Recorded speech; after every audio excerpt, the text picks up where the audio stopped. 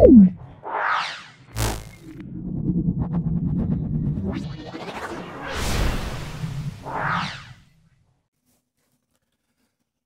আমরা Lalbag government sponsored girls high school solve করব। প্রশ্নসাথী ছায়া প্রকাশনীর যে বইটা আছে, পেজ নাম্বার তোমরা দেখতে পারবে D32 এর মধ্যে আছে। চলে আসছি আজকে প্রথম প্রশ্নে। দেখো 1 AMU, 1 AMU এর মান কত? 1 AMU এর মান হলো 1 গ্রাম দেওয়া আছে, 1.6605 দেওয়া আছে, গ্রাম দেওয়া আছে, 1.6605 × 10⁻⁻24 গ্রাম দেওয়া আছে, 1.6605 × 10⁻23 গ্রাম দেওয়া আছে। তাহলে এটা হলো অপশান সি হবে 1.6605 × 10⁻⁻24। প্রমাণ চাপ উষ্ণতায় যে কোনো গ্যাসের মোলার আয়তন হলো, এটা বিভিন্ন অপশান দেওয়া আছে, সেটা মনে রাখবে। অপশান সি হবে 22.4 লিটার। তরলের মুক্ত তলের ক্ষেত্রফল হ্রাসের জন্য দায়ী সান্দ্রতা, পৃষ্ঠটান, ব্যাপন, চাপ। অবশ্যই অপশান বি হলো পৃষ্ঠটান। তারপরে কোনটির স্থিতিস্থাপকতা সবচেয়ে বেশি? ইস্পাত, রবার, কাঠ, কপার। সেটা অবশ্যই আমরা বলবো স্থিতিস্থাপকতা ধর্ম সবচেয়ে বেশি ইস্পাতের। তারপর দেখো উভধর্মী অক্সাইড উদাহরণ দিতে বলছে। উভধর্মী oxide ZnO, CO, MgO, FeO। তাহলে জিঙ্ক অক্সাইড, এটা অপশান এতে আছে ZnO। তারপর দেখো প্রশম দ্রবণে লিটমাসের বর্ণ কেমন হবে? প্রশম দ্রবণে লিটমাসের বর্ণ বেগুনিতে আছে, লাল, কমলা, হলুদ। প্রশম দ্রবণে লিটমাসের বর্ণ বেগুনি, অপশান এ। নিচের কোনটি ইমালশন? কুয়াশা, মেঘ, চিনির দ্রবণ, দুধ। এটা হলো দুধ হলো ইমালশনের মধ্যে পড়বে, অপশান ডি। তারপর দেখো 8-এর প্রশ্নটা আছে এসআই পদ্ধতিতে কার্যের একক। একটা ওয়াট দেওয়া আছে, আর্ক দেওয়া আছে, জুল, ডাইন। তাহলে ওয়াট হলো এসআই পদ্ধতির ক্ষমতার একক, আর্ক হলো কার্যের একক সিজিএস পদ্ধতিতে, জুল হলো এসআই পদ্ধতিতে কার্যের একক, তাহলে অপশান সি হবে। আর ডাইনটা হলো সিজিএস পদ্ধতিতে বলের একক, তাহলে এখানে অপশানটা সি হবে। তারপর দেখো 2-এর দাগের র্যাকেটটা 1 নিউটন মিটার স্কোয়ার সমান কত পাস্কেল? এটা মনে রাখতে হবে 1 পাস্কেল। 1 নিউটন মিটার স্কোয়ার সমান ড্যাশ পাস্কেল, এটা 1 পাস্কেল। তারপরে 1 মোল অক্সিজেন পরমাণু বলতে 1 মোল অক্সিজেন পরমাণু বলতে আমরা যেটা বলি সেটা হলো মানে 6.0, অর্থাৎ মনে রাখতে হবে 1 মোল অক্সিজেন পরমাণু বলতে 6.022 × 10⁻23 সংখ্যক পরমাণু বোঝায়। তাহলে এখানে 1 মোল অক্সিজেন পরমাণু বলতে 6.022 × 10⁻23 অক্সিজেন পরমাণু বোঝায়। এখানে অক্সিজেন পরমাণু কথা লিখছি না, আমি মুখে বলে দিচ্ছি, তোমরা অবশ্যই খাতায় নোট করে নেবে। তারপর দেখো বল ধ্রুবকের এসআই একক কী হবে? বল ধ্রুবকের এসআই একক আমরা বলবো নিউটন মিটার ইনভার্স। তারপর দেখো 4-এর প্রশ্নটা আছে কঠিন একটি এরোসেল উদাহরণ। কঠিন এরোসেল সেটা আমরা বলবো ধোঁয়া। তাহলে ধোঁয়া হলো কঠিন এরোসেল। তারপর একটি ফোমের উদাহরণ, একটি ফোমের সাবানের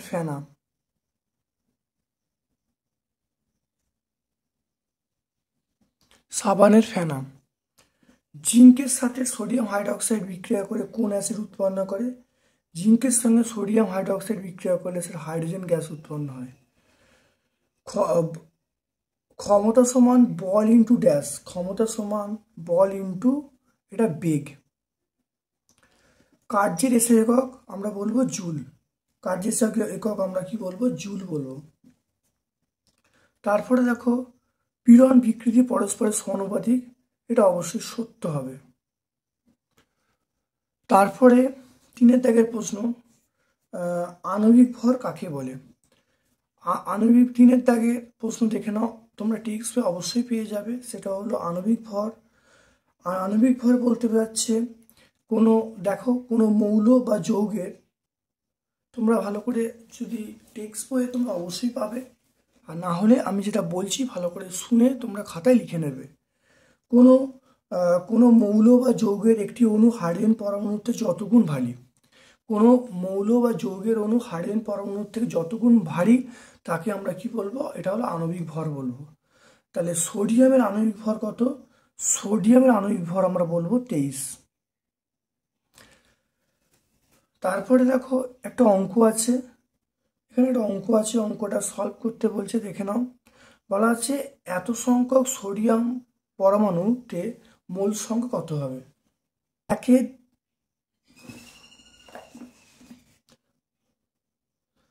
2-এর দাগের 1-এর অথবা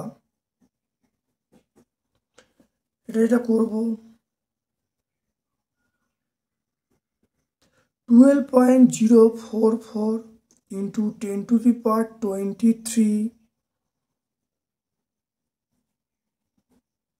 সংখ্যক সোডিয়াম পরমাণুতে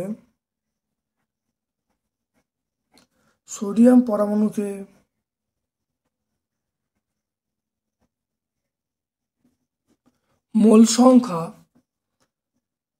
এটা হলো 12.044 into 10⁻23 by 6.022 into 10⁻23।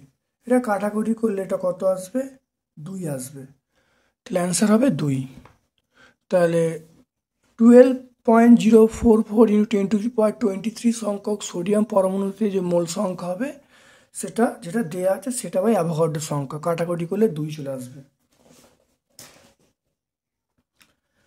তারপরে দেখো প্লবতা কাকে বলে?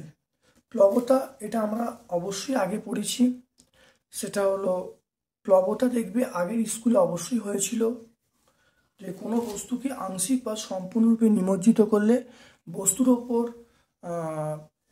একটা ঊর্ধ্বমুখী বল কাজ করে, ঊর্ধ্বমুখী বলকে আমরা বলবো প্লবতা। প্লবতার এসআই একক হলো নিউটন। সাইফনের ব্যবহারিক প্রয়োগ আমরা স্বয়ংক্রিয় ফ্লাশ এতে ব্যবহার করতে পারি। আর কোনো তরলকে এক স্থান থেকে অন্য স্থানে স্থানান্তরের জন্য আমরা সাইফন ব্যবহার করতে পারি।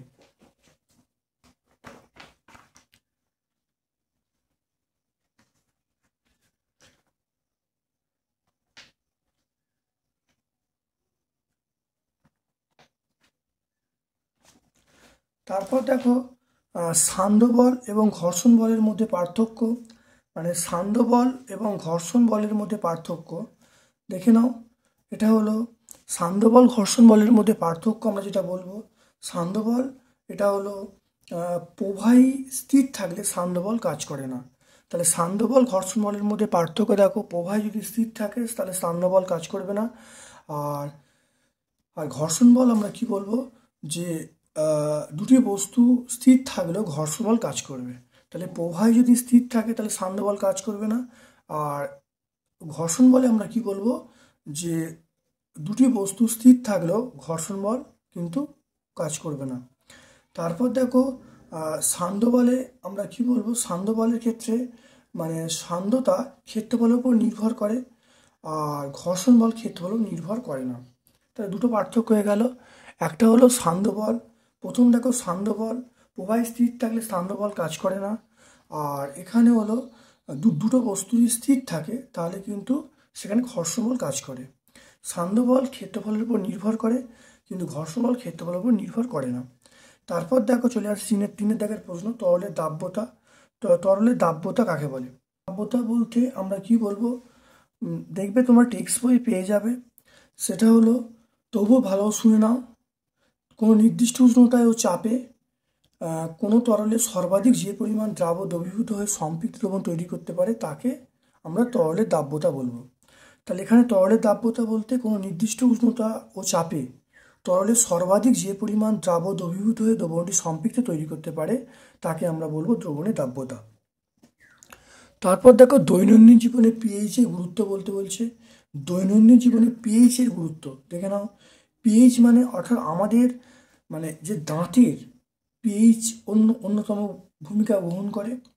তাহলে দেখবে যেখানে দৈনন্দিন জীবনে পিএইচের ভূমিকা, আমাদের দাঁতের ইনামেলের প্রধান গঠনগত উপাদান সেটা হলো ক্যালসিয়াম ফসফেট। আমরা মিষ্টি জাতীয় খাবার যদি বেশি খাই তাহলে দাঁতের ফাঁকে যেগুলো আটকে থাকে তখন ওই পিএইচের মানটা 5-এর নিচে হয়ে যায়, তখন দাঁতের এনামেল নষ্ট হয়। তাহলে দৈনন্দিন জীবনে পিএইচের গুরুত্ব কী হবে? তাহলে বলবে আমাদের দাঁতের মূল উপাদান হলো ক্যালসিয়াম ফসফেট। মিষ্টি জাতীয় খাবার খেলে দাঁতের পিএইচ 5-এর কম হয়ে যায়, মানে 5.5-এর কম হয়ে যায়। যখনই 5.5-এর কম হয়ে যায় তখন দাঁতের এনামেল নষ্ট হয়ে যায়, ফলে দাঁতের ক্ষয় শুরু হয়। তারপর দেখো কার্যহীন বল, এটাও আমরা আগে অবশ্যই করেছিলাম। কার্যহীন বল বলতে যখন কোনো বস্তু, যখন প্রযুক্ত বল এবং সরণ পরস্পর 90 কোণে থাকে তখন প্রযুক্ত বল কোনো কাজ করে না, এই কার্যকে আমরা কার্যহীন বল বলবো। অর্থাৎ যখন প্রযুক্ত বল এবং সরণ পরস্পর সমকোণে থাকে তখন প্রযুক্ত বল কোনো কাজ করে না। অর্থাৎ এই ধরনের বলকে, এই যে বলটা প্রয়োগ করছে এই ধরনের বলকে আমরা কি বলবো? কার্যহীন বল বলবো। এটা উদাহরণ কী হবে? উদাহরণ অবশ্যই আমরা বলবো সেটা হলো অভিকর্ষ বল, অভিকেন্দ্র বল, এগুলো সব কিন্তু কার্যহীন বল। তারপরে দেখো চলে এসো, সেটা হলো 4-এর দাগের 1-এর প্রশ্ন। 4-এর দাগের 1-এর প্রশ্ন চলে এসো, সেটা দেখে নাও। সেটা হলো কোনো মৌলের অ্যাভোগাড্রো সংখ্যক পরমাণু গ্রামে প্রকাশিত ভরকে আমরা বলবো 1 গ্রাম পরমাণু। অর্থাৎ কোনো একটা মৌলের ধরো অ্যাভোগাড্রো সংখ্যক পরমাণুর ভরকে গ্রামে প্রকাশিত করলে যে ভর পাওয়া যায় তাকে বলা হয় 1 গ্রাম পরমাণু। তারপর দেখো 64 গ্রাম অক্সিজেনে কত গ্রাম পরমাণু অক্সিজেন বর্তমান? তাহলে 64/16 করলে কত হবে? সেটা আমরা 4 বলবো। তাহলে 64/16 করলে আমরা 4 উত্তর পাবো। তারপর দেখো পারমাণবিক ভর একক কাকে বলে? 110 গ্রাম CO2 গ্রাম অণুর সংখ্যা কত? দেখে নাও। পারমাণবিক ভর একক অর্থাৎ যে এককের মাধ্যমে কোনো মৌলের পরমাণুর প্রকৃত ভরকে প্রকাশ করা হয়, যে এককের মাধ্যমে কোনো মৌলের পরমাণুর প্রকৃত ভরকে প্রকাশ করা হয় তাকে আমরা কি বলবো? পারমাণবিক ভর একক আমরা বলবো। এক অ্যাটমিক মাস ইউনিট এর মানে হলো 1.66 × 10⁻24 গ্রাম, অর্থাৎ 1 ইউ সমান 1.66 × 10⁻24 গ্রাম। তারপর দেখো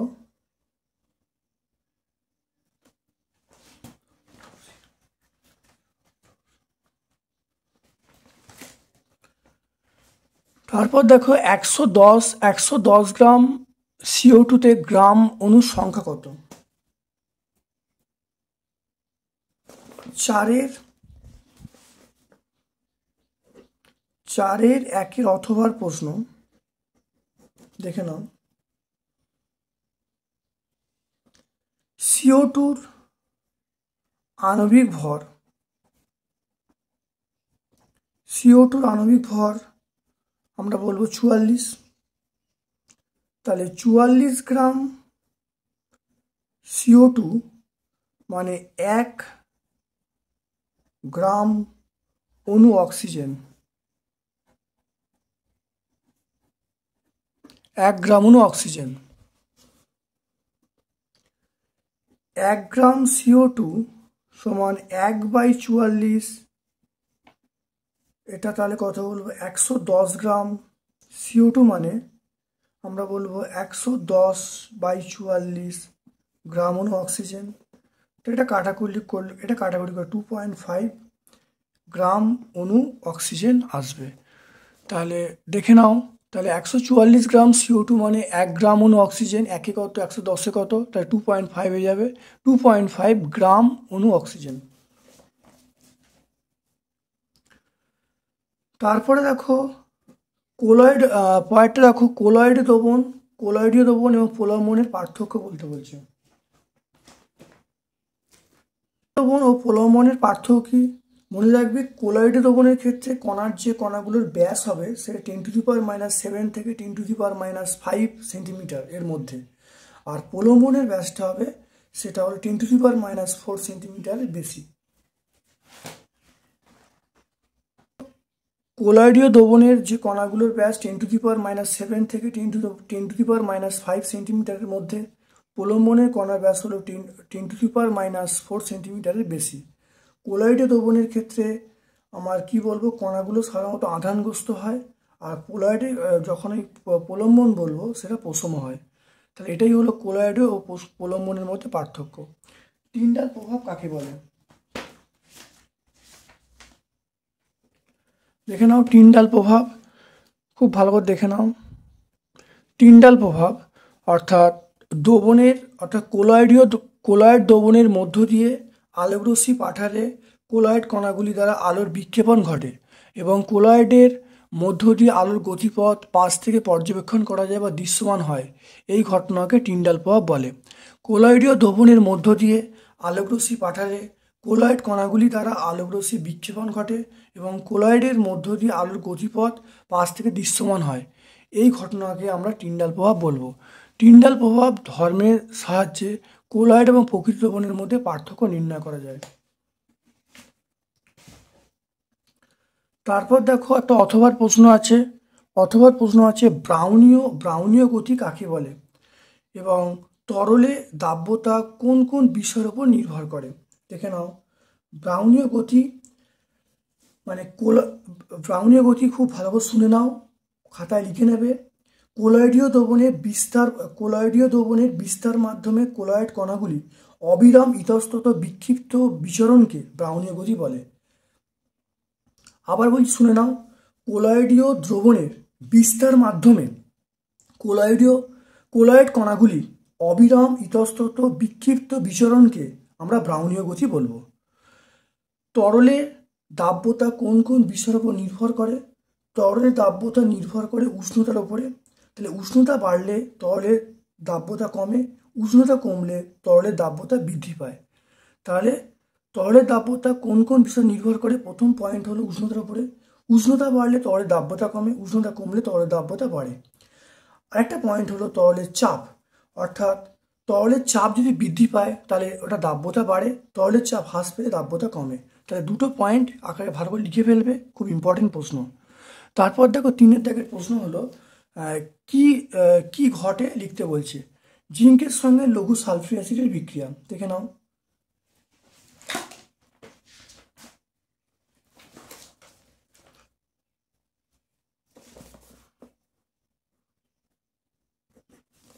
জিঙ্কের সঙ্গে লঘু সালফিউরিক অ্যাসিড বিক্রিয়া। দেখো, সাধারণ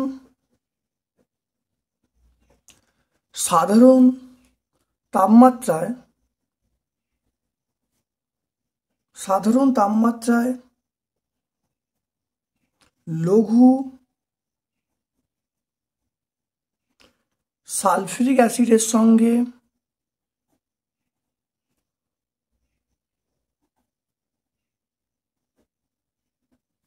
জিঙ্কের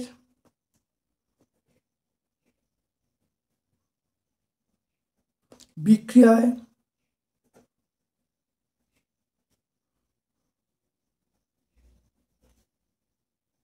জিঙ্ক সালফেট ও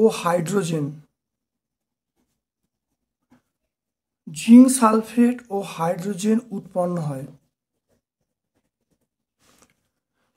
তাহলে Zn plus H2SO4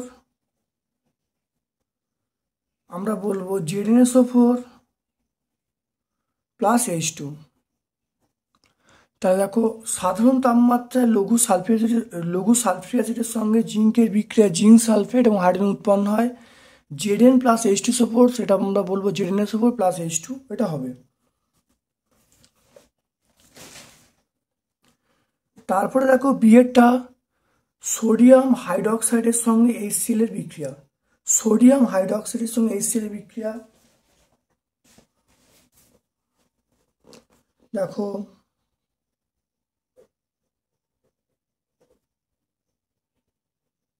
sodium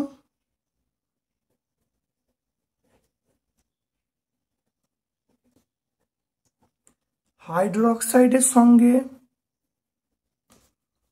hydrochloric acid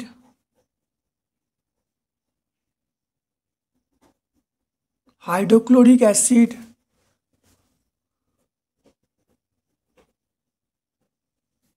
বিক্রিয়া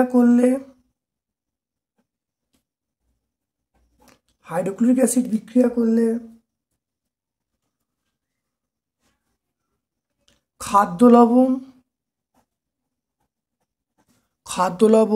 ও জল উৎপন্ন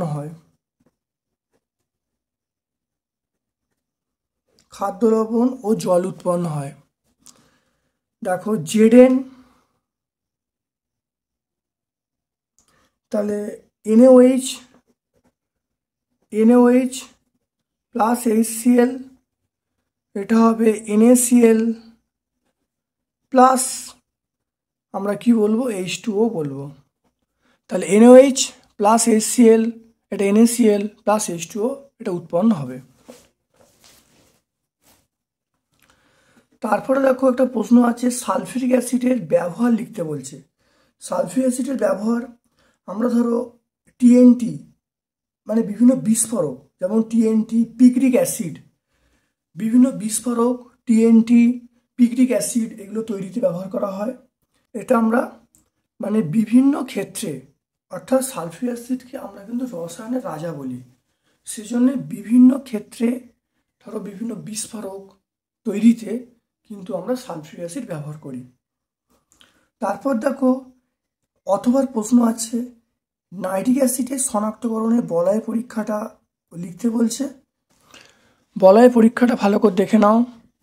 একটি টেস্ট টিউবে সামান্য পরিমাণ HNO3 নিয়ে তাতে সদ্য প্রস্তুত FeSO4 মানে ফেরাস সালফেট দ্রবণ মেশানো হলো। এরপর অন্য টেস্ট টিউবে গাঢ় H2SO4 নিয়ে পূর্বে টেস্ট টিউবকে না নাড়িয়ে ওই টেস্ট টিউবের ভেতর গাঢ় H2SO4 দ্রবণ যোগ করা হলো। অ্যাসিড এবং দ্রবণের সংযোগস্থলে বাদামি বর্ণের একটা বলয় তৈরি হলো। এ থেকে বোঝা যায় যে অ্যাসিডটা হলো HNO3।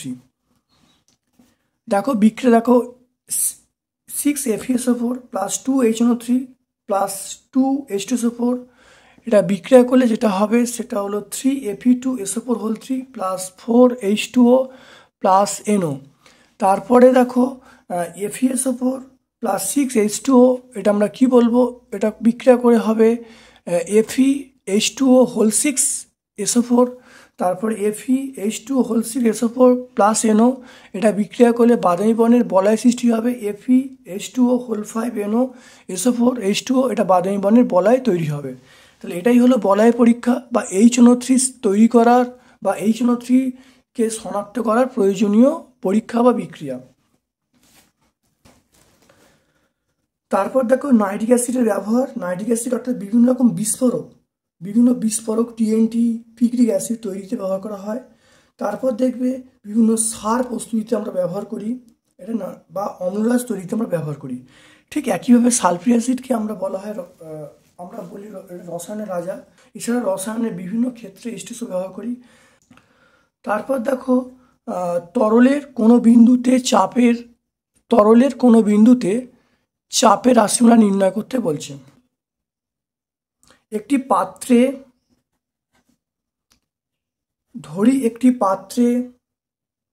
D ঘনত্বের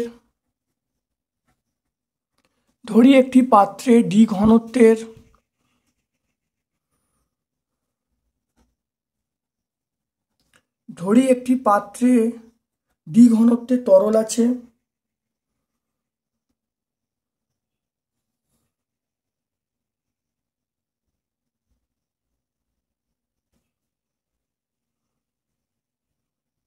তরলের উপরিতল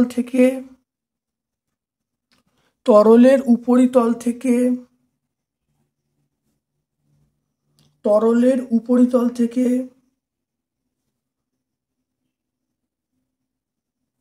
এ বিন্দুর গভীরতা আমরা কি বলবো, এটা H বলছি, গভীরতা H।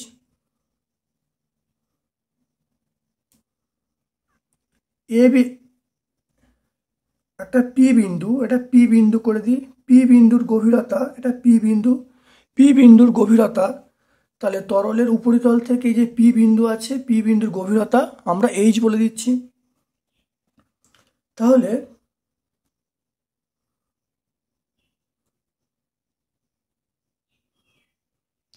পি বিন্দুর চারদিকে, পি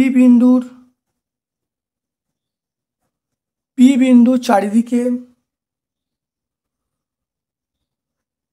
এ ক্ষেত্রফল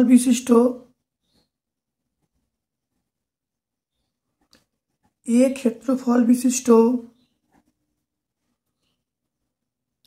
একটি বৃত্তাকার তল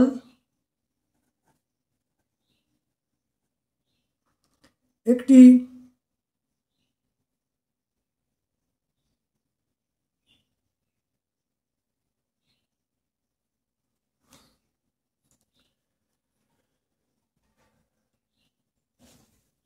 লম্ববৃত্তাকার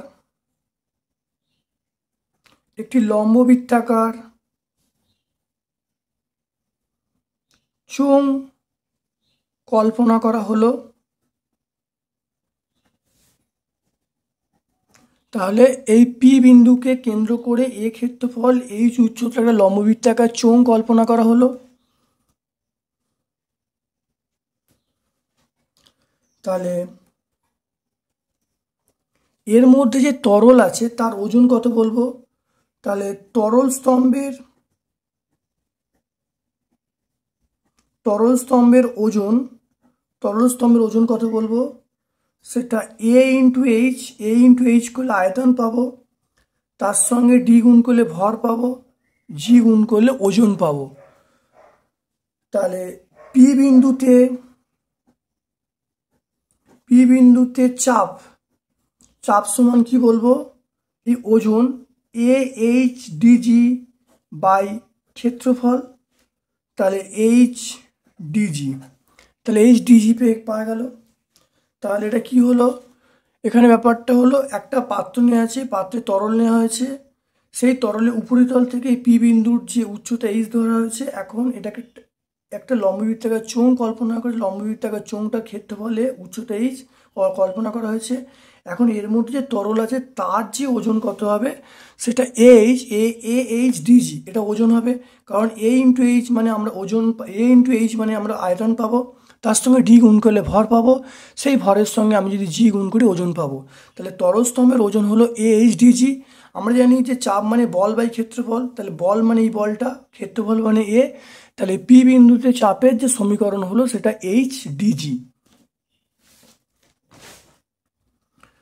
তারপরে দেখো ওর সঙ্গে প্রশ্ন আছে বার্নৌলির উপপাদ্য বিবৃত করতে বলছে।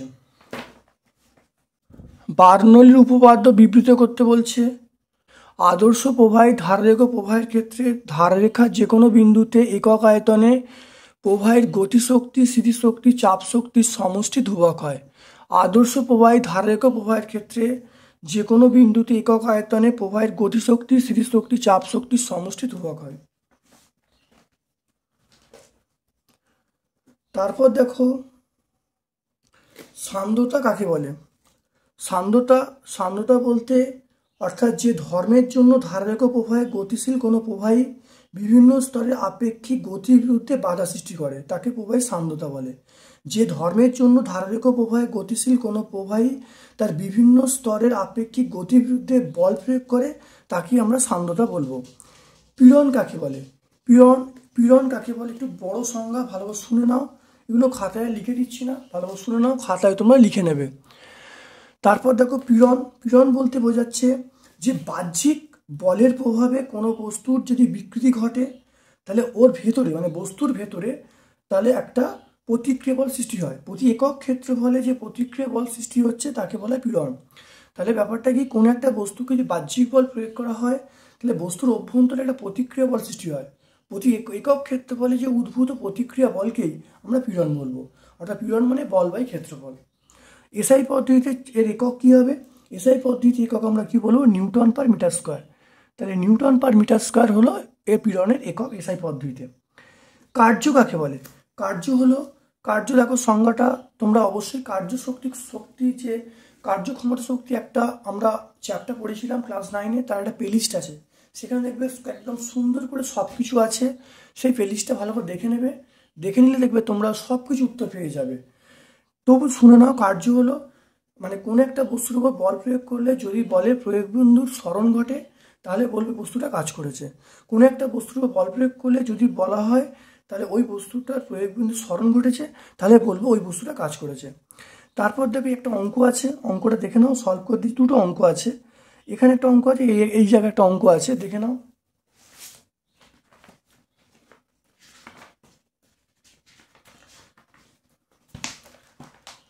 4-এর দাগের 5-এর একটা অঙ্ক আছে, ভালো করে দেখে নাও। 4-এর দাগের 5-এর অঙ্ক।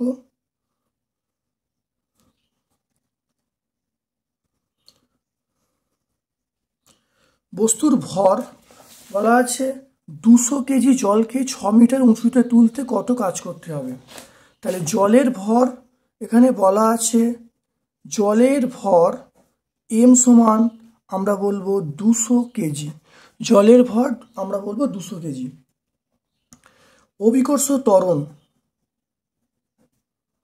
অভিকর্ষ ত্বরণ এটা আমরা জি বলবো 10 মিটার পার সেকেন্ড স্কোয়ার। তারপরে উচ্চতা, উচ্চতা এখানে কত বলা আছে, উচ্চতা হলো কত মিটার উচ্চতা, দেখো 6 মিটার উচ্চতায়। তাহলে 6 মিটার উচ্চতা, 6 মিটার।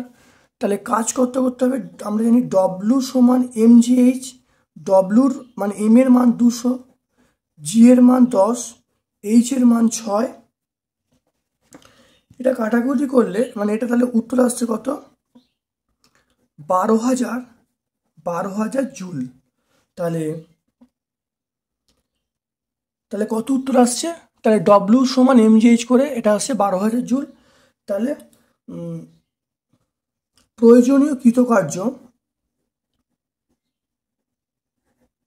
প্রয়োজনীয় কৃতকার্য 12,000 জুল বলবো। তারপরে দেখো গতিশক্তি কাকে বলে, এটাও তোমরা ওই কার্যশক্তি ক্ষমতা যে প্লেলিস্ট আছে সেখানে তোমরা পেয়ে যাবে। তবে একটু শুনে নাও, কোনো বস্তু তার গতির জন্য যে শক্তির অধিকারী হয় তাকে বলবো যে ওই বস্তুর গতিশক্তি। কোনো একটা বস্তু তার গতির জন্য যে শক্তি অর্জন করে তাকে বলা হচ্ছে গতিশক্তি। তারপর দেখো একটা অঙ্ক বলা আছে, 500 গ্রাম ভরের একটি বস্তুর বেগ বলা আছে 10 মিটার পার সেকেন্ড, বস্তুর গতিশক্তি কত হবে।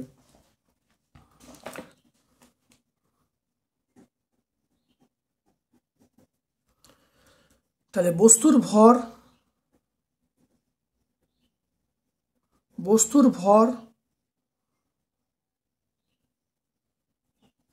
500 গ্রাম, 500 বাই 1000 মানে আমরা বলবো হাফ কেজি। বেগ কত, বেগ আমরা বলবো 10 মিটার পার সেকেন্ড। অতএব বস্তুটির গতিশক্তি আমরা ইকে বলবো হাফ এম ভি স্কোয়ার। তাহলে হাফ এম এর মান অবশ্যই হাফ, আর ভি এর মান আমরা বলবো 10 × 10 বলবো। তাহলে half m v square, v মানে এটা 10 স্কোয়ার, 10 স্কোয়ার মানে 10 × 10। এটা কাটাকুটি করলে এটা 5 আসবে, এটা কাটাকুটি করলে 5 আসবে। তাহলে 5 × 5 = 25, 25 জুল। তাহলে কত পেয়ে যাব, 25 জুল।